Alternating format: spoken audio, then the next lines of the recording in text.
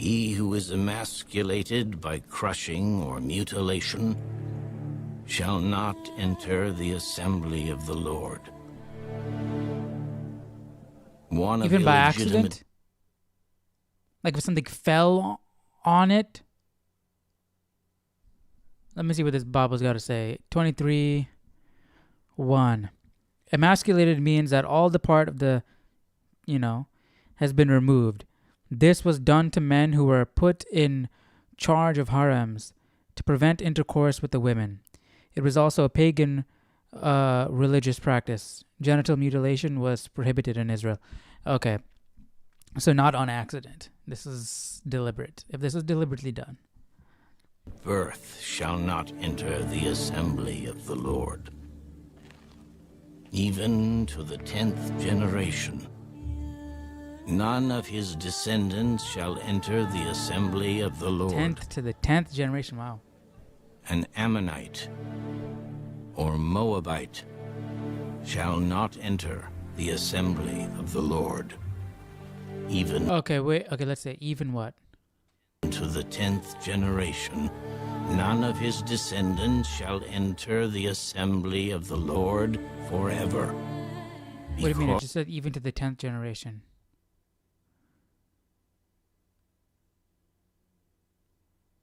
Okay, so a Moabite person, if they are Moabite from the even to the 10th generation, none of their descendants will ever enter the assembly of the Lord.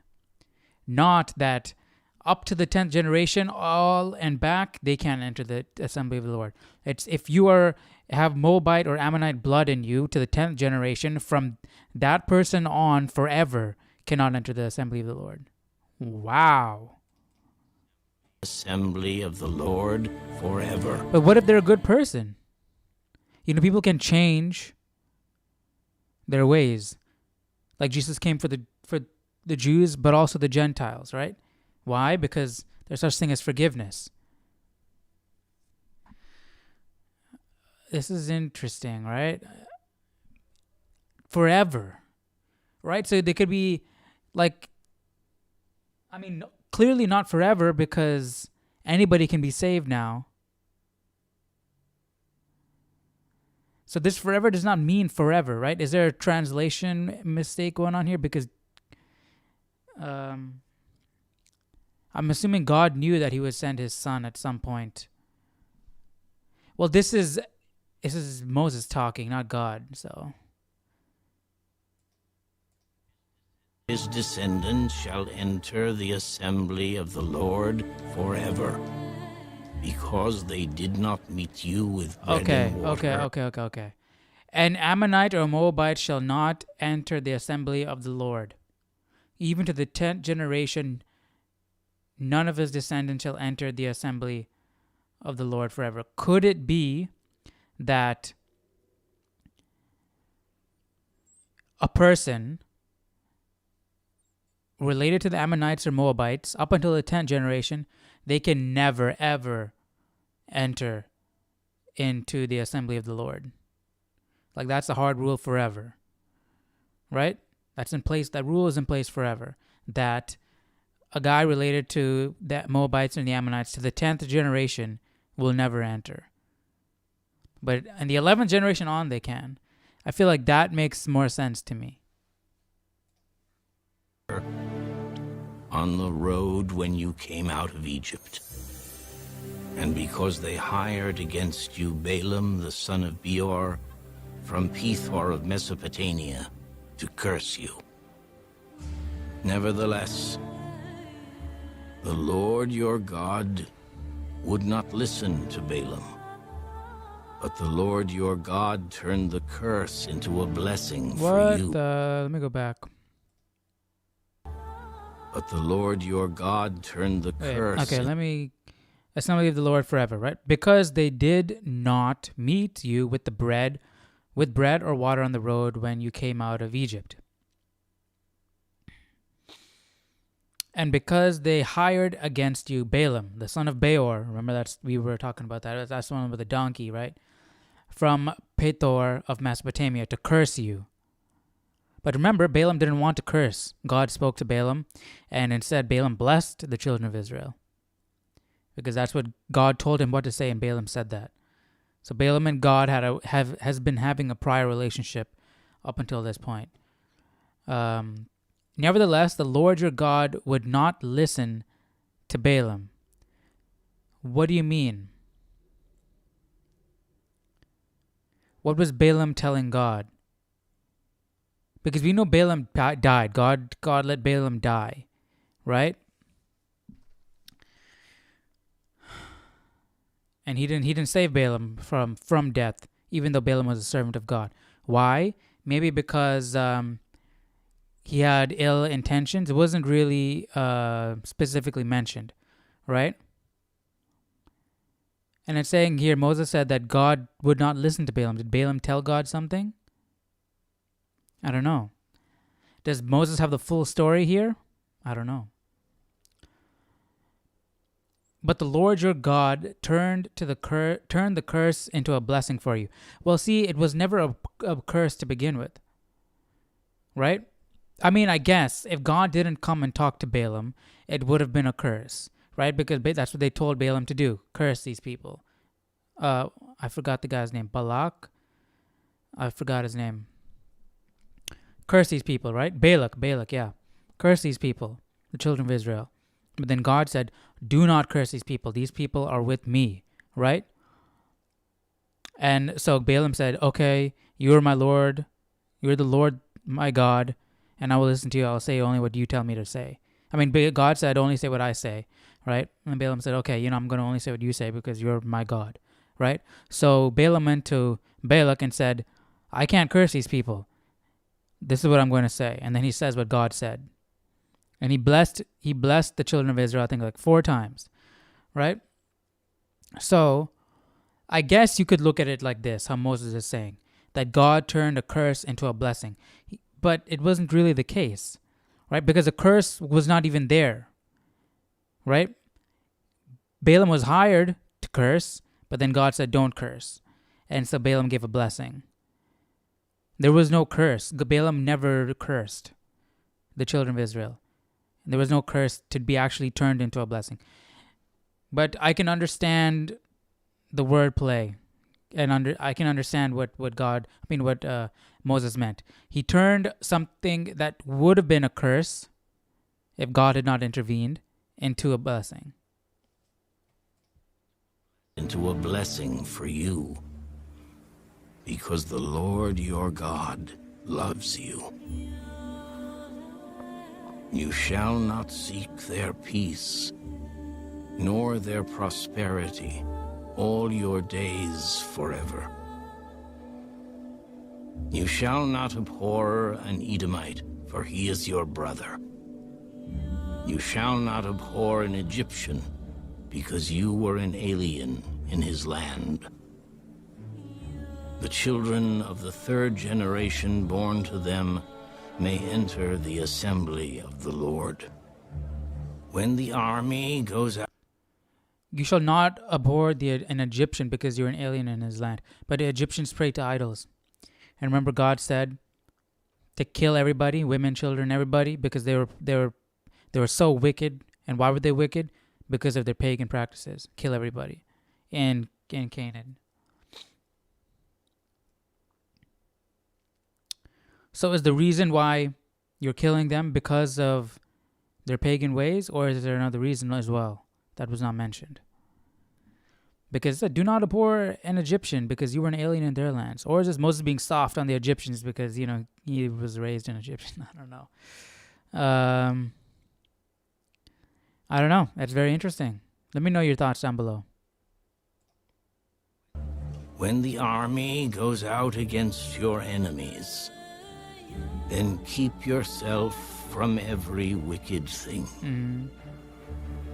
If there is any man among you, because the armies are the ones who are at risk with this, right? Because they're witnessing these wicked practices, right? That can be very alluring. Plus, they are out. They're not with their families at home, right? And they're constantly camping out day after night, going into war and these really stressful situations, you can cave, right? You're away from home, you can cave because you wanted some type of escape, or you know what I mean?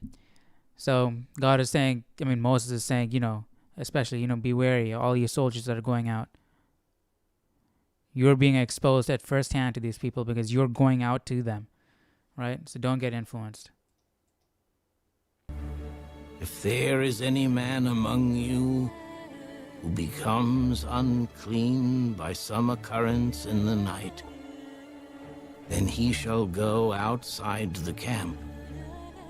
He shall not come inside the camp, but it shall be, when evening comes, that he shall wash with water, and when the sun sets, he may come into the camp. Also you shall have a place outside the camp where you may go out, and you shall have an implement among your equipment.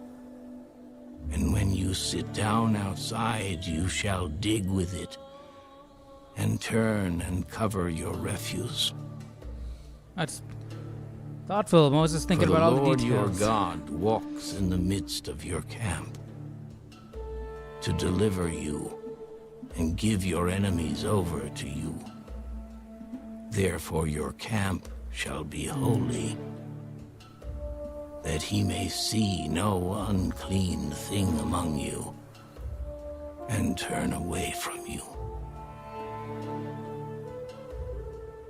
You shall not give back to his master the slave who has escaped from his master to you. He may dwell with you in your midst, in the place which he chooses, within one of your gates, where it seems best to him. You shall not oppress him. There shall be no ritual harlot of the daughters of Israel, or a perverted one of the sons of Israel. You shall not bring the wages of a harlot or the price of a dog to the house of the Lord your God for any vowed offering, for both of these are an abomination to the Lord your God. You shall not charge interest to your brother, interest on money or food or anything that is lent out at interest. To a foreigner you may charge interest, but to your brother you shall not charge interest, that the Lord your God may bless you in all to which you set your hand in the land which you are entering to possess. When you make a vow to the Lord your God, you shall not delay to pay it. For the Lord your God will surely require it of you, and it would be sin to you. But if you abstain from vowing, it shall not be sin to you. That which has gone from your lips you shall keep and perform. For you voluntarily vowed to the Lord your God what you have promised with your mouth. When you come into your neighbor's vineyard, you may eat your fill of grapes at your pleasure, but you shall not put any in your container. When you come into your neighbor's standing grain, you may pluck the heads with your hand, but you shall Don't take not advantage, use a don't be greedy. sickle on your neighbor's standing grain.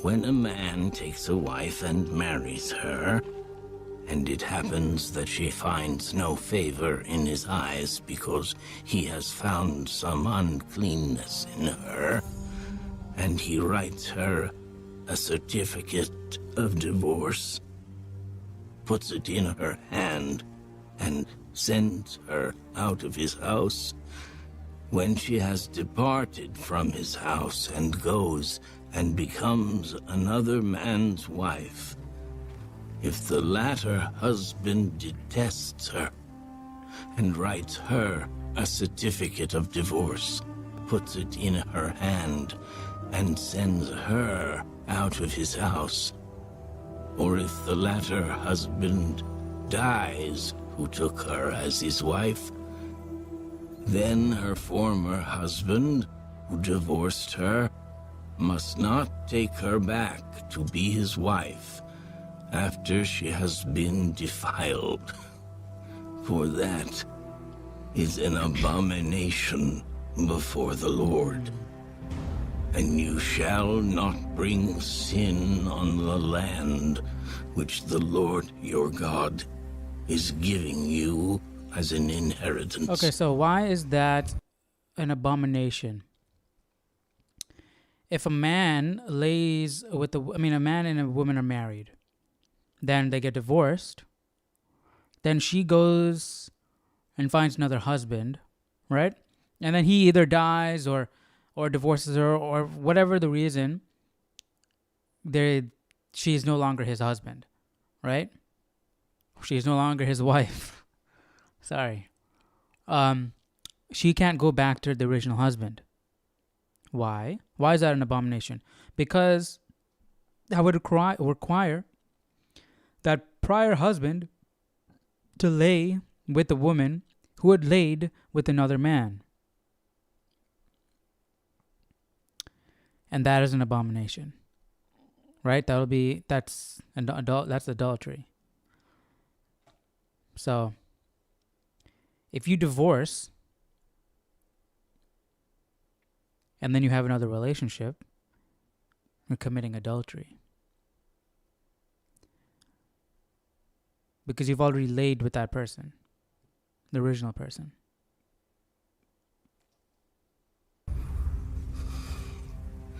When a man has taken a new wife, he shall not go out to war or be charged with any business. He shall be free at home 1 year and bring happiness to his wife. That's good. Whom he has taken. That. No man shall take the lower or the upper millstone in pledge, for he takes one's living in pledge. If a man is found kidnapping any of his brethren of the children of Israel and mistreats him or sells him, then that kidnapper shall die. Yeah, that's kind of crazy. And you crazy. shall put away the evil from among you. Take heed to reenact the story of Joseph all over again. In an outbreak of leprosy, that you carefully observe and do according to all that the priests, the Levites, shall teach you. Just as I commanded them, so you shall be careful to do. Remember what the Lord your God did to Miriam on the way when you came out of Egypt. Yep, you remember. When you lend your brother anything, you shall not go into his house to get his pledge. You shall stand outside, and the man to whom you lend shall bring the pledge out to you. And if the man is poor, you shall not keep his pledge overnight. You shall in any case return the pledge to him again when the sun goes down, that he may sleep in his own garment and bless you. And it shall be righteousness to you before the Lord your God. It's a pledge. Here it says a pledge was a token that a debt would be repaid. Okay, so it's like collateral. Okay.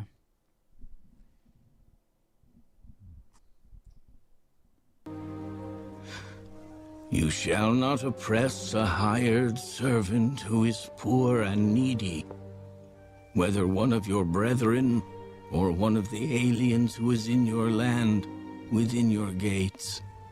Each day you shall give him his wages, and not let the sun go down on it, for he is poor and has set his heart on it, lest he cry out against you to the Lord, and it be sin to you.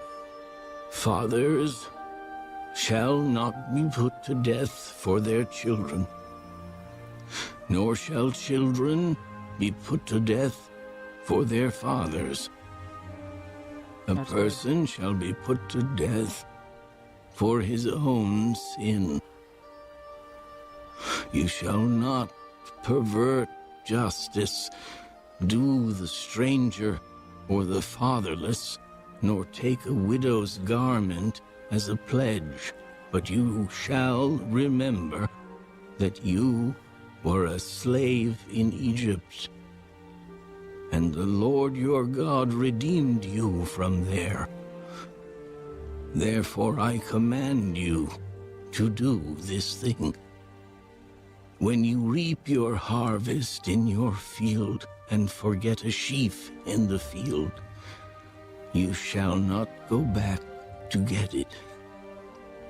It shall be for the stranger, the fatherless, and the widow, that the Lord your God may bless you in all the work of your hands.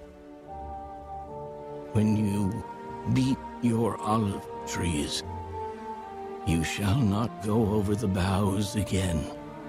It shall be for the stranger, the fatherless, and the widow. When you gather the grapes of your vineyard, you shall not glean it afterward. It shall be for the stranger, the fatherless, and the widow. And you shall remember that you were a slave in the land of Egypt. Therefore I command you to do this thing.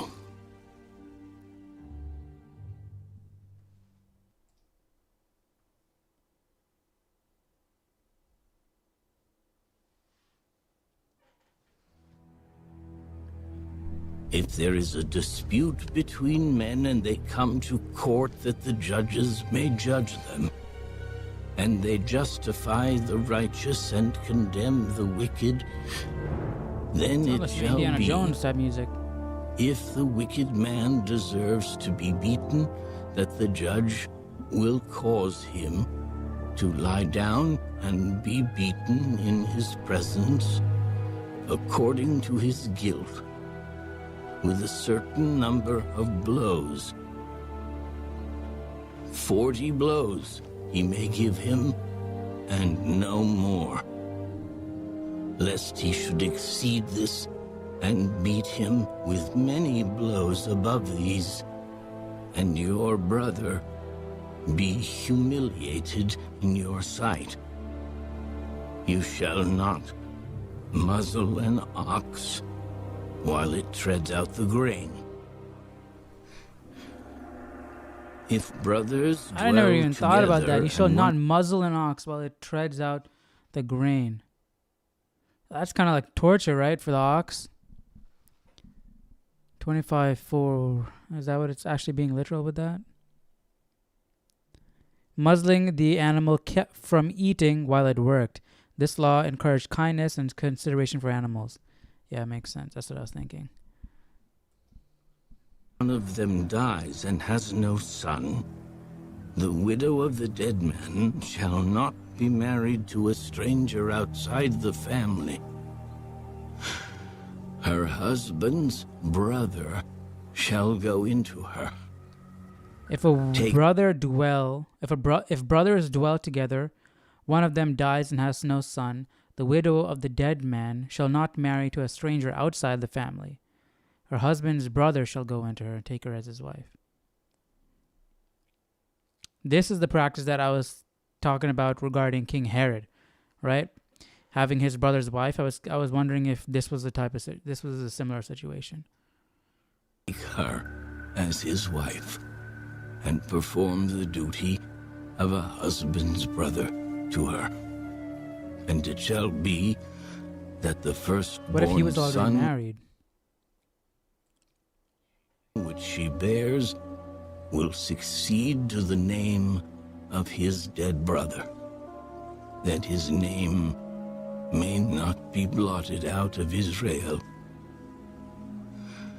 But if the man does not want to take his brother's wife, then let his brother's wife go up to the gate to the elders and say, my husband's brother refuses to raise up a name to his brother in Israel. He will not perform the duty of my husband's brother. Then the elders of his city shall call him. Wow, so he feels it's like him. he's obligated to take on that But if responsibility. he stands firm and says, I do not want to take her, then his brother's wife shall come to him in the presence of the elders, remove his sandal from his foot, spit in his face, and answer, and say, so shall it be done to the man who will not build up his brother's What if she's crazy house. though? Or what if he's married? And his name shall be called in Israel the house of him who had his sandal removed. Would he be allowed to If marry two another person? men fight together, and the wife of one draws near to rescue her husband from the hand of the one attacking him, and puts out her hand and seizes him by the genitals, then you shall cut off her hand. Yeah, come on, girl. You Your gotta eye respect. You gotta respect the shall law, not the rules pity right here. her. The rules of combat. You shall not have in your bag differing weights, a heavy and a light. You shall not have in your house differing measures, a large and a small. You shall have a perfect and just weight, a Weight of what? perfect and just measure, that your days may be lengthened in the land is this, which the biblical Lord feng your shui? God is giving you. For all who do such things, all who behave unrighteously, What is this? 2513. A merchant could defraud a customer by using different sized weights, depending on whether he was selling or buying, to tilt the scales to his advantage. Okay, yeah, I get that. You shall not have in your bag differing weights, a heavy and a light. You shall not have in your house differing measures, a large and a small. So is that just, Moses is not being explicit and that's what he's referring to? You shall have a perfect and just weight. Because see, it says, and just weight. So that does make sort of some sense, right? By just weight. And just measure, right? So there's some right and wrong going on here. That should be equal. It should be fair, right? So it makes sense that one is light, one is heavy. You know, they can cheat like that when they're measuring out. Like remember in I think it was in the Ten Commandments. Was it the Ten Commandments? I think it was the Ten Commandments, or I think so.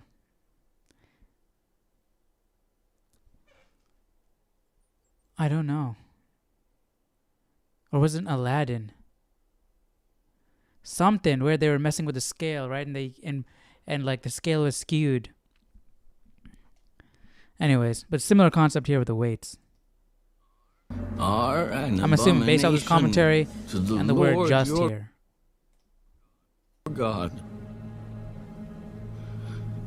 Remember what Amalek did to you on the way as you were coming out of Egypt. How he met you on the way and attacked your rear ranks, all the stragglers at your rear, when you were tired and weary, and he did not fear God. Therefore, it shall be, when the Lord your God has given you rest from your enemies all around, in the land which the Lord your God is giving you to possess as an inheritance, that you will blot out the remembrance of Amalek from under heaven. You shall not forget. All right, that's it for today. That was pretty fast, actually. I just want to read this again. Remember what Amalek did to you on the way as you were coming out of Egypt, how he met you on the way and attacked your rear ranks, all the stragglers at your rear, when you were tired and weary. He did not fear God. Therefore it shall be, when the Lord your God has given you rest from your enemies all round, in the land which the Lord your God is giving you to possess an inheritance, that you will blot the remembrance of Amalek from under heaven, meaning kill all survivors. You shall not forget. And this is really impactful because it says, I don't know, people say, I'm guessing it's in the Bible somewhere, that when you ask for forgiveness, God forgives and he forgets. But he's saying, don't forgive these people. Remember, don't forget, and kill all of them. That's crazy. It's hard to understand why these things sometimes, but I'm trying to. I don't know. Because remember, innocent children also. But remember, God said he wanted to wipe them out because of their wicked ways. And then he pointed out their paganism as why. But then why not wipe out the Egyptians? Why not wipe out so many other cultures that are pagan? Were they doing something? They have to have been doing something else besides the paganism. Right? Something else. Something else about them is wicked. Let me know your thoughts down below in the comment section. Tomorrow we're going to be jumping into Deuteronomy chapter 26. Offerings of the first fruits and tithes. Talking about tithes again? All right, we're going to continue. That's a short chapter. We're going to jump into 27. All right, so that's going to be it for today. 23:25, 23:25. Tomorrow 26. All right, I'll see you guys then. All right, you guys take care. Bye-bye.